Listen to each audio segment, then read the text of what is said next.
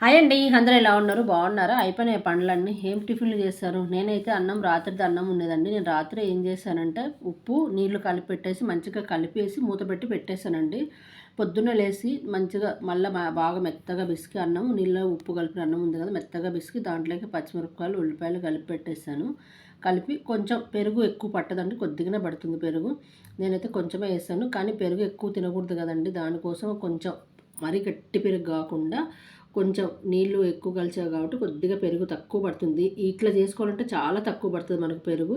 Taste కూడా చాలా బాగుంటుందండి. దీంట్లోకి చక్కగా పెరిగేసి ఉప్పు రాత్రి వేసాం కదా, చూసుకొని సరిపడేంత వేసుకోవచ్చు. ఎందుకంటే మనం పచ్చళ్ళలో నంచుకుంటాం కాబట్టి మనకు ఉప్పు ఎక్కువ పట్టదు. ఇప్పుడు చక్కగా కలుపుకొని దీంట్లోకి అల్లం పచ్చడి కానీ, ఇది మా ఆవకాయ పచ్చడైనా, నిమ్మకాయ పచ్చడి కానీ అలా ఉంటే చాలా బాగుంటుందండి. అన్నిటికంటే నిమ్మకాయ పచ్చడి అదిరిపోతుందండి. చాలా బాగుంటుంది. మంచిగా పెరుగన్నంలో నంచుకుంటే సూపర్ ఉంటుంది. నా దగ్గర నిమ్మకాయ పచ్చడి ఉంటే అది పెడుతున్నా. ఈ అన్నం మధ్యాహ్నానికి ఉన్నా కానీ మనకి ఏం ఖరాబ్ అవ్వదండి, బాగుంటుంది. నేనైతే ఇప్పుడు మా వారు తినేస్తాడు. మా అబ్బాయి నేను తిననన్నాడు పెరుగన్నము. సరే నేను మా వారు తినేద్దాంలే అని చెప్పేసి పెట్టుకున్నా.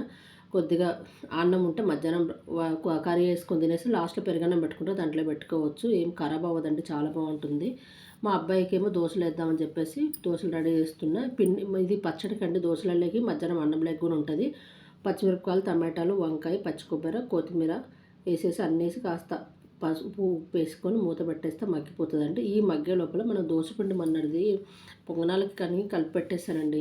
పొంగనాలు వేసే లోపల నాకు అంతా పిండి అంతా ఖరాబ్ అయిపోయింది కదా, పొంగనాలు లేగలేదు కాలేదని చెప్పేసి ఆపేసానని చెప్పాను కదా మొన్న. ఆ పిండి అలా ఫ్రిడ్జ్లో పెట్టేసాను. ఎంత కొంచెం ఉంది, ఒక 2 గరిటెల పైన ఉంటుంది అనమాట. ఒక పూట అట్టేసుకోవచ్చులా, సాయంత్రం పూట ఏదో అనుకుని అలా పెట్టేసాను ఫ్రిడ్జ్లో. సరే ఇప్పుడు ఇంకా మా అబ్బాయికి పనికొస్తుంది కానీ తీస్తే 2 దోశలు చిన్న చిన్నగా అయ్యేలాగా ఉంది. సరే దాంట్లో కాస్త గోధుమ పిండి కలిపేసి కొద్దిగా ఇంకొంచెము గోధుమ పిండి, ఉప్పు కలిపి పెట్టేసుకొని మంచిగా మన దోస పిండి లాగానే అండి. ఎందుకంటే ఆల్రెడీ మొన్న ఉల్లిపాయలు, పచ్చిమిరపకాయలు ముక్కలు వేసాం కాబట్టి టేస్ట్ బాగుంటుంది. కొద్దిగా పులిసిన పిండి కదా మొన్నటిది. అందులో గోధుమ పిండి కలిపేసి చక్కగా బాగా కలిపి పక్కకు పెట్టేసుకున్నది. కొద్దిగా మన దోస పిండి లాగానే ఈ వంకాయ, పచ్చిమిరపకాయలు, టమాటాలు అన్నీ వేసి మగ్గబెట్టాం కదా, ఇది కూడా మగ్గిపోయింది. దీన్ని తీసి పక్కగా పెట్టేసుకొని దీంట్లో పోయి దోశ వేసేసుకుందాం ఇప్పుడు. దోశ వేసేసుకొని అది చల్లారే లోపల మన దోశలు వేసేసుకున్నాం. అది చల్లారినాక కొంచెం చల్లారిందనుకో మనం మిక్సీ పట్టేసుకుందాము.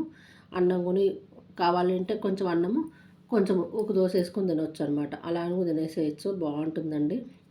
ఇదంటే పల్చగా పోసుకోనికి రాదు, ఎందుకంటే ఉల్లిపాయలు, పచ్చిమిరపకాయలు వేస్తాం కదా, అందుకని కొంచెం లావుగానే వేసాను.